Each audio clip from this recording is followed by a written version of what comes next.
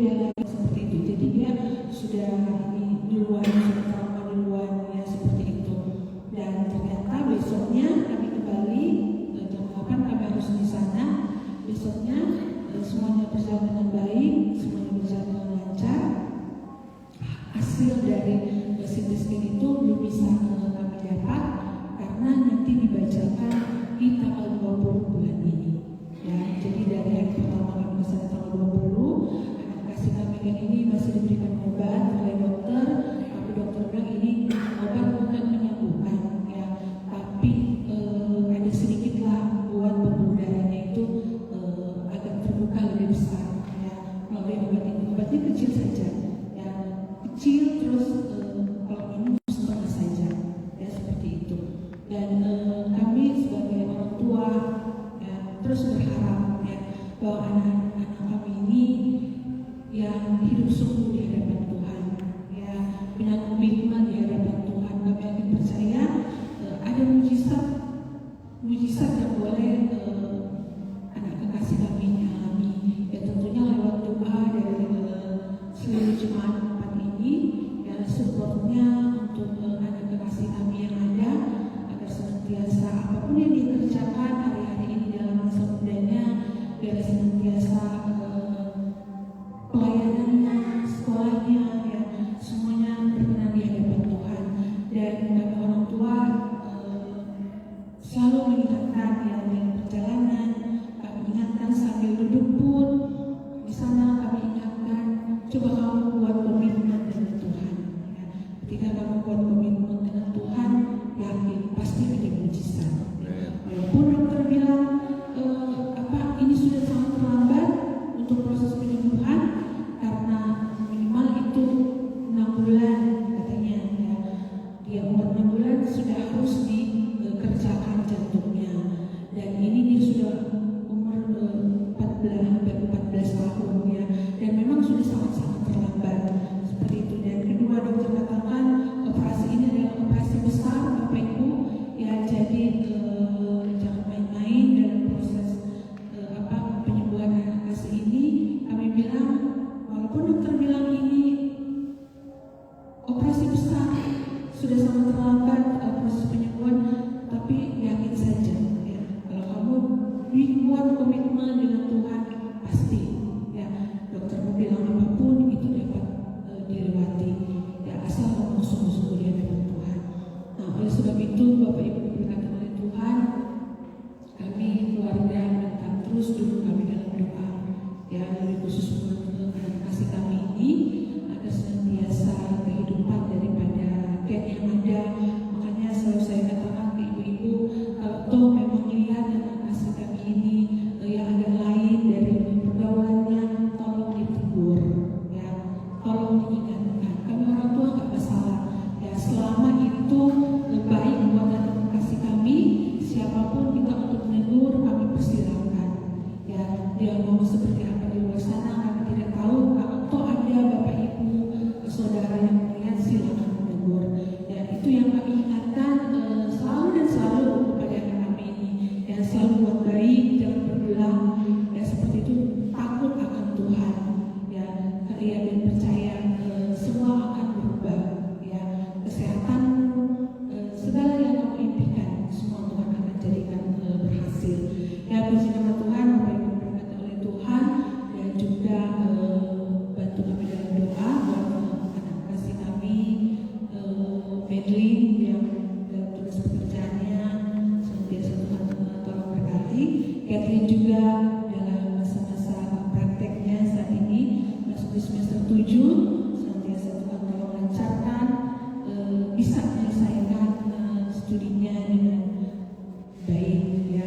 Dan juga kami minta dukung dalam doa buat orang tua kami, Bapak kasih kami yang ada di Manado, yang yaitu sakitnya semuanya bukan sakit berat ya, sakitnya cuma asam urat, tapi kalau lagi kamu ya seperti apa ya, sakit memang seperti itu ya. Jadi tolong bantu dalam doa biar senantiasa kesehatan kekuatan Tuhan terus anugerahkan buat orang tua kami yang ada. Dan juga tepatnya hari ini suami saya berhari ulang tahun, ya dia boleh menikmati usia dari Tuhan lagi, ya 1 tahun Tuhan anugerahkan, dan biar senantiasa kesehatan kekuatan Tuhan terus anugerahkan buat suami saya. Ya puji nama Tuhan, Bapak Ibu diberkati oleh Tuhan. Mungkin ini yang menjadi kesaksian kami. Tuhan Yesus baik, sangat baik buat kami keluarga, dan saya percaya Tuhan Yesus juga baik buat kita semua. Shalom.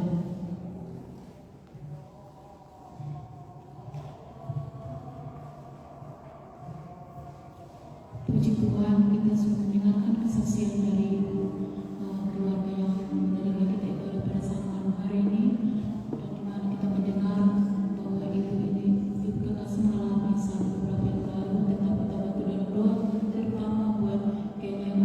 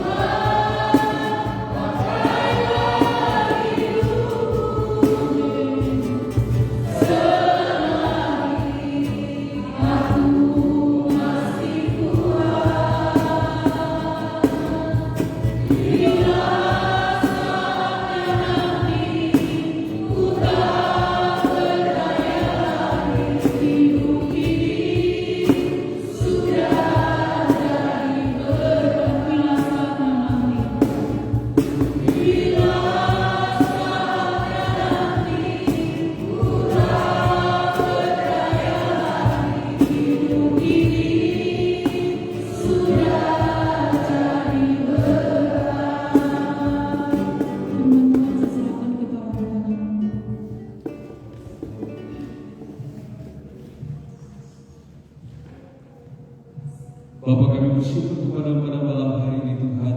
Biarlah hidup kami selalu menjadi berkat di tengah-tengah lingkungan di mana kami tinggal, di tengah-tengah waktu di mana Tuhan memberi kesempatan bagi kami untuk kami tetap hidup melayani Tuhan. Terpuji nama-Mu Bapa, saat ini kami akan belajar akan kebenaran firman-Mu. Roh Kudus berbicara atas hidup kami, beri kami peneguhan sehingga kami boleh benar-benar memahami akan kebenaran firman-Mu lebih luas, lebih dalam dan lebih lengkap untuk kami terus mengenal Tuhan. Kami belajar firman Tuhan dalam nama Tuhan Yesus Kristus. Haleluya. Amin. Tuhan silakan dulu. Shalom Bapak Ibu. Apa kabar Bapak Ibu, sehat-sehat semua?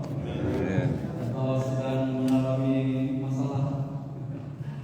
Ya, kalau sedang mengalami pergumulan, kita tidak sendirian, ada Tuhan. Amin. Nah, Bapak Ibu yang terkasih dalam nama Tuhan Yesus, suatu ketika ada seorang anak kecil, dia bermain-main di ruang tamu yang begitu bagus, dan ada vas bunga yang begitu cantik milik seorang ibu atau ibunya. Nah, dalam bermain begitu, anaknya menyenggol vas bunga itu, jatuh dan pecah.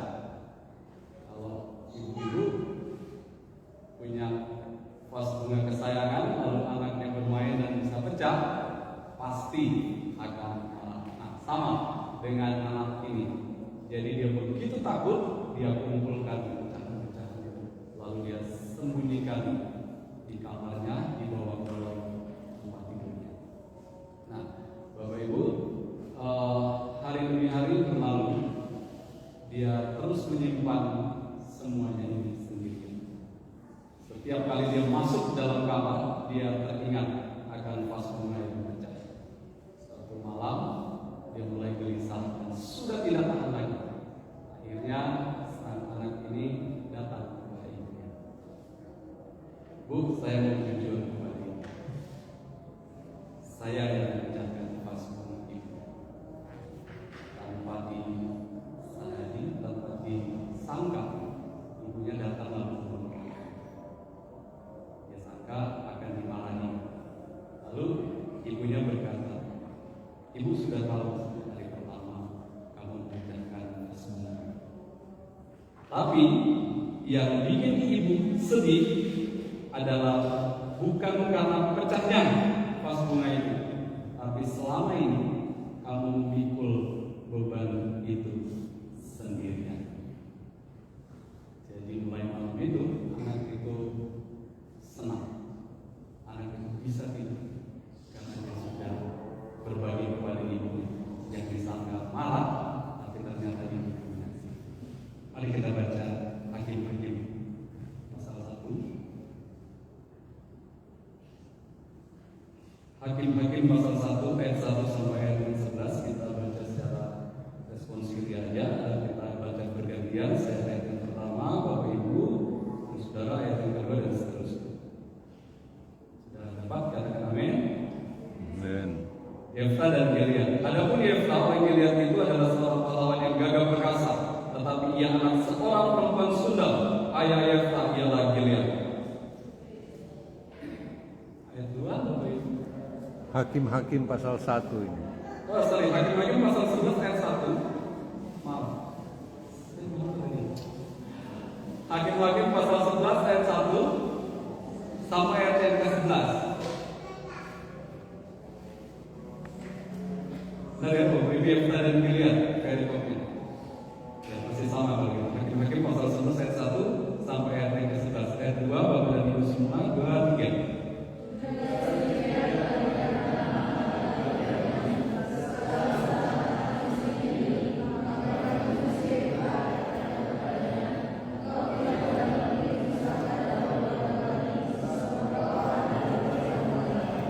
Maka larilah Yefta dari saudara-saudaranya itu dan diam di tanah Tob. Di sana berkumpullah kepadanya puluh orang yang pergi merampok bersama-sama dengan dia.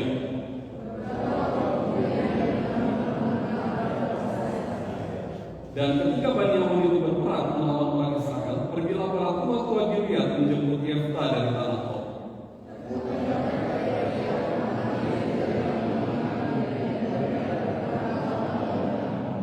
Tetapi kata Yefta kepada para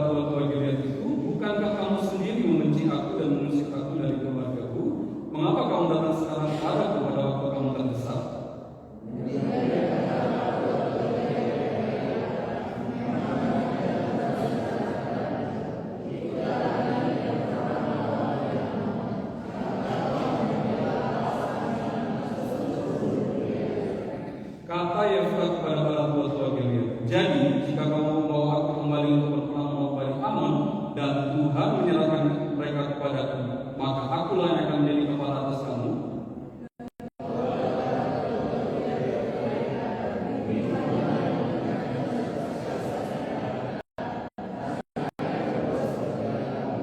Tadi sama-sama kita baca ayat 11, 2, 3. Maka Yefta ikut dengan para tua-tua Gilead, lalu bangsa itu mengangkat dia menjadi kepala dan panglima mereka.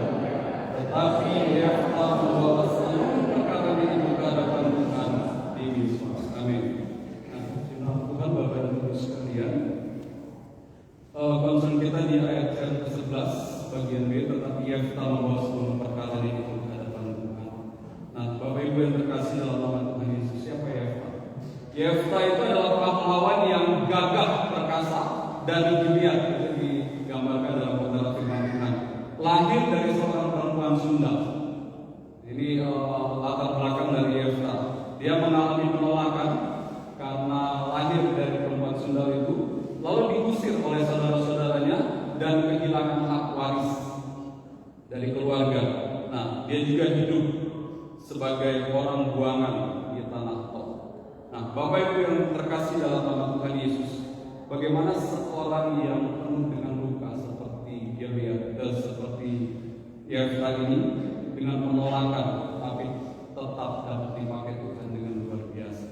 Kalau kita lihat latar belakang yang sudah saya sampaikan tadi, Yefta bukan kandidat yang ideal untuk menjadi pemimpin di bangsa Israel. Makanya dia diusir. Tapi justru melalui orang seperti Yefta yang ditolak manusia, Tuhan bekerja. Ya, rahasia Yefta itu bukan terletak pada kekuatannya. Tadi disebutkan dia adalah orang yang gagah perkasa, pahlawan. Tapi sikap hatinya, dia membawa seluruh perkara kepada Tuhan. Menarik, saya melihat karakter dari Yefta. Nanti kita akan lihat bagaimana. Nah, dia membawa seluruh perkara ke hadapan Tuhan di ayat 11. Yefta itu mengalami penolakan, mengalami luka batin, dan dia hidup dalam pergumulan membawa semuanya kepada Tuhan. Saya sampai berpikir, dia itu kan gagah perkasa. Keluarganya, ketika saudara-saudaranya mengusir dia, kenapa dia tidak bisa lawan? Dia punya alasan. Dia gagah perkasa aja sama papanya. Mungkin dia pikir, gitu kan, secara hikmat manusia itu sudah ini pahlawan. Kamu seenaknya saja mengusir saya. Dia bisa mengerahkan semua kemampuannya, tapi tidak. Dia mengalami itu dan dia lari ke tanah. Nah, Bapak Ibu, apa perkara kita saat ini? Seperti Yefta, mungkin kita punya luka masalah, atau kita saat ini ada penolakan dalam diri kita, di tengah keluarga, di tengah masyarakat, di tengah pekerjaan kita. Ada ketidakadilan yang terjadi dalam hidup kita. Mungkin ada kegagalan, ada kekecewaan dalam hidup kita. Pertanyaannya, kemana perkara itu kita bawa? Kita nikmati sendiri kah? Kita pegang sendiri kah? Seperti ilustrasi anak kecil tadi, sehingga membuat kita terus gelisah. Nah, perkara yang dihadapi Yefta, kita kembali lagi ke Yefta. Yang pertama adalah status sosial yang sangat buruk ketika itu.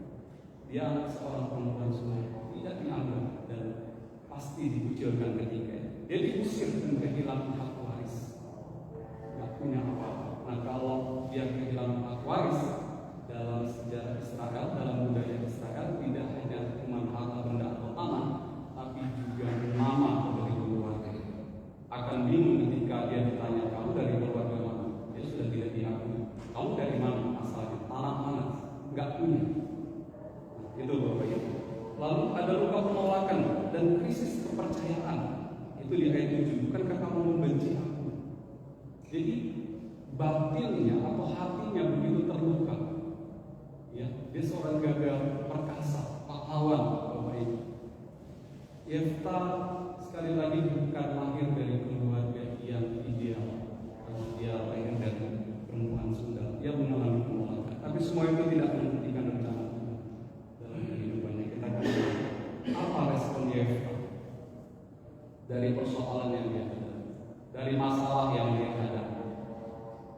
Hakim-Hakim pasal 11 ayat 11 mengatakan, tetapi Yefta membawa seluruh, sekali lagi seluruh perkara ini ke hadapan Tuhan. Kata seluruh itu bukan sebagian, artinya semuanya. Bukan yang mudah-mudah saja, atau bukan yang susah-susah saja yang dibawa kepada Tuhan. Bukan yang dapat dia selesaikan sendiri, tapi seluruhnya, seluruh perkaranya. Bapak Ibu bayangin seorang pahlawan yang gagah perkasa. Jadi yang dibawa Yefta itu dalam realita kehidupan Yefta, seorang Yefta, itu masa lalunya yang memang dia merasa dikucilkan, tidak diterima, status sosialnya yang begitu buruk. Ada penolakan yang dibawa kepada Tuhan, ada luka hati yang diusir dan tidak diterima oleh kaum Gilead waktu itu. Ada ketidakpercayaan, krisis kepercayaan dalam dirinya. Ada tanggung jawab yang baru setelah dia diminta untuk datang membela ketika melawan Bani Ammon. Ada ancaman peperangan. Nah, semuanya itu Bapak Ibu, dari secara detail itu dibawa seluruhnya kepada Tuhan. Nah, banyak orang membawa masalah, mungkin termasuk kita, itu cenderungnya kepada manusia. Yang lebih viral sekarang adalah curhat di media sosial. Jadi bukan curhat secara belak-belakan, tapi membuat status saya lagi begini, lalu menyinggung yang lain dengan harapan ada yang berkomentar, gitu ya kan? Nah, Yefta membawa seluruh masalahnya kepada Tuhan, dan ini merupakan titik balik seorang Yefta. Apa alasannya? Kenapa si Yefta ini membawa semua persoalannya kepada Tuhan? Itu yang saya pertanyakan dalam belajar dalam firman ini. Dia seorang pahlawan yang gagah perkasa, dia punya sumber daya yang baik, meskipun dia ada penolakan, tapi secara manusia, sebagai seorang pahlawan yang gagah perkasa, dia bisa menyelesaikan persoalan itu secara manusia. Kalau dia mau penilaian manusia, gitu ya. Nah, tapi kita akan lihat Yefta mengenal Tuhan, itu sebabnya dia membawa seluruh persoalannya kepada Tuhan. Nggak mungkin dia bawa persoalannya kepada Tuhan kalau dia tidak mengenal Tuhan. Nah, di Hakim-Hakim pasal 11 ayat 27 mengatakan, Tuhan hakim itu kiranya menjadi hakim. Jadi dia mempercayai Tuhan bahwa Tuhan itu melihat ketidakadilan. Jadi dia dilahirkan, dia tidak minta untuk dilahirkan oleh seorang perempuan Sunda. Jadi itu sebuah rencana yang jauh dari pikiran dia. Saya ada di dunia ini ya karena saya dilahirkan. Dari siapa? Dia nggak peduli itu, dia nggak tahu. Tapi Tuhan bersikap adil. Dia tahu ya Tuhan adalah hakim yang adil. Nah, Tuhan itu mengetahui luka hati. Makanya si Yefta membawa semua itu kepada Tuhan. Tuhan adalah hakim yang adil. Jadi karena Yefta seringkali diperlakukan tidak adil, dia tidak membalas. Dia menyerahkan perkaranya itu semua kepada Tuhan. Ini remanya. Orang yang mengenal Tuhan tidak hidup dalam dendam. Sekali lagi, orang yang mengenal Tuhan, itu tidak hidup dalam dendam. Dalam belajar bagian ini saya mengoreksi diri. Tuhan, apakah ada dendam dalam diri saya? Di tempat pekerjaan ada beberapa memang yang memperlakukan saya secara tidak adil. Tapi saya puji Tuhannya, ketika saya bawa itu semua kepada Tuhan, it's clear, tenang. Jadi gak ada dendam. Ketika dia datang saya berpelukan, say hello dari Jakarta gitu ya. Saya mengucapkan ya lain waktu kita ketemu lagi. Jadi buat kita itu bukan sebuah masalah. Nah, kalau kita mengenal Tuhan, itu bisa terjadi dalam diri kita, sehingga kita tidak ada dendam. Dalam Kejadian 18 ayat 25 mengatakan, masakan hakim segenap bumi tidak menghukum dengan adil. Percayalah Bapak Ibu, kalau ada yang memperlakukan kita tidak adil, Tuhan adalah hakim yang adil. Bukankah Tuhan mengatakan pembalasan itu ialah hak? Jadi kita sebagai anak Tuhan sebenarnya santai aja, nggak usah balas-balas, nanti Tuhan yang balas. Tapi kita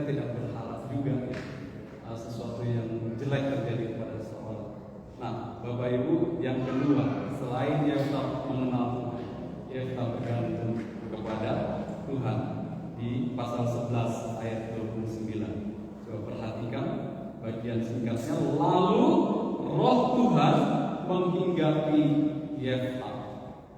Kalau roh Tuhan itu Bapak Ibu tidak sembarangan menghinggapi seseorang. Nah, kemenangan bukan berasal dari kemampuan manusia. Dia menyadari dirinya bahwa dia adalah pahlawan yang gagah perkasa, tapi dia tetap bergantung kepada Tuhan. Nah, kemenangan itu berasal dari kuasa Tuhan. Itu yang dipercaya Yefta. Jadi, kenapa dia bergantung kepada Tuhan? Jadi, imannya bertumpu pada kekuatan Tuhan. Dalam 1 Korintus pasal 2 ayat 5 mengatakan, kita baca 1 Korintus pasal 2 ayat 5. 1 Korintus pasal 2 ayat 5 mengatakan, supaya iman kamu jangan bergantung pada hikmat manusia, tetapi pada kekuatan Allah. Jadi Yefta adalah pahlawan, tetapi kemenangan itu tidak datang dari kekuatannya, tapi dari kebergantungannya kepada Tuhan. Beberapa waktu yang lalu kami diskusi di keluarga. Saya bilang sama istri, waktu kita belajar kebenaran firman Tuhan dalam doa itu dinyatakan 1 Korintus pasal 2 ayat 5, supaya iman kamu jangan bergantung pada hikmat manusia, tetapi pada kekuatan Allah. Kenapa bagian ini tidak mengatakan supaya iman kamu jangan bergantung pada hikmat manusia, tetapi pada hikmat Tuhan? Tidak, tetapi pada kekuatan Allah. Nah, waktu saya mengalami mata tujuh, waktu kecelakaan itu, firman ini datang. Lalu tidak jarang ada begitu banyak yang mengatakan dan bilang, ya kita berdoa, tapi harus pakai hikmat. Jadi Tuhan, iya benar Tuhan, saya harus pakai hikmat, karena memang hikmat itu juga dibutuhkan. Lalu firman Tuhan ini datang, Bapak Ibu, dalam doa kami. Jadi yang mana nih Tuhan? Saya menggunakan hikmat manusia kah atau kekuatan Tuhan? Karena di sini tidak disebutkan juga, tetapi pada kekuatan atau pada hikmat Allah, tetapi pada kekuatan Allah. Lalu saya bilang, oke, kita nggak perlu kita bergantung pada kekuatan Tuhan.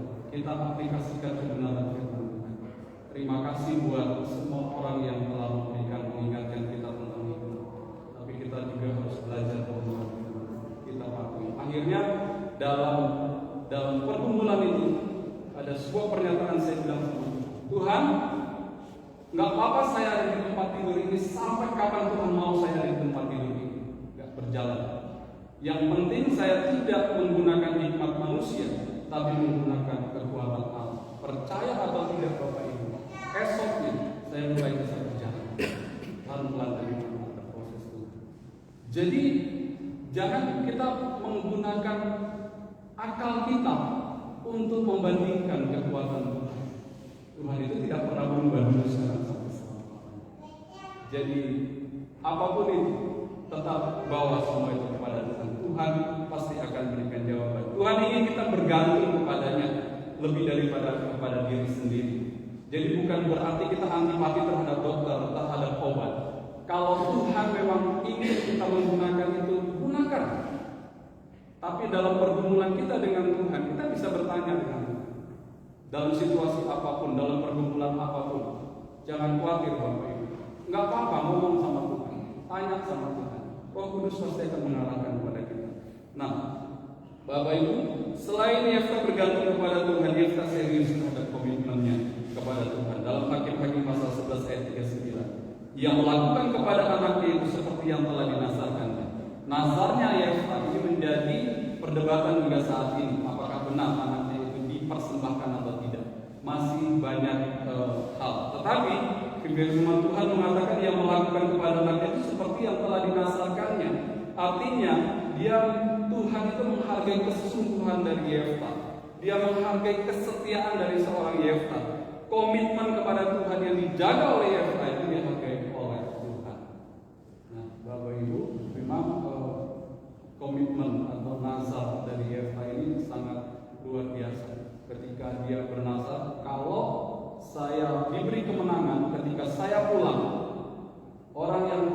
keluar dari rumah saya akan saya persembahkan kepada Tuhan. Waktu dia pulang dengan sukacita, anaknya yang satu-satunya seorang perempuan keluar dari rumah. Lalu dia mengoyakkan bajunya dan berkata, "Anakku, engkau membuat saya berduka." Ya, tapi tetap dia lakukan komitmennya di hadapan Tuhan. Dalam Khotbah 5 ayat 4, kalau engkau bernasar kepada Allah, komitmen kepada Tuhan, janganlah menunda-nunda untuk membayar. Dunia mudah mengingkari janji, tetapi orang percaya kepada Allah setia kepada Tuhan. Nah, Bapak Ibu yang terkasih, apa perkara yang sedang kita hadapi saat ini? Luka masa lalu kah? Atau tadi keluarga? Pergumulan yang cukup berat, kesehatan anak kekasih. Lalu mungkin ada pekerjaan yang sampai saat ini pergumulan ini. Pelayanan kita, apapun itu, seluruhnya, mari kita bawa kepada dalam doa, berdoa. Berdoa itu tidak perlu panjang-panjang, tidak perlu indah-indah kata-katanya. Ingat waktu Petrus jalan di atas air bersama Tuhan, dia sudah sama Tuhan.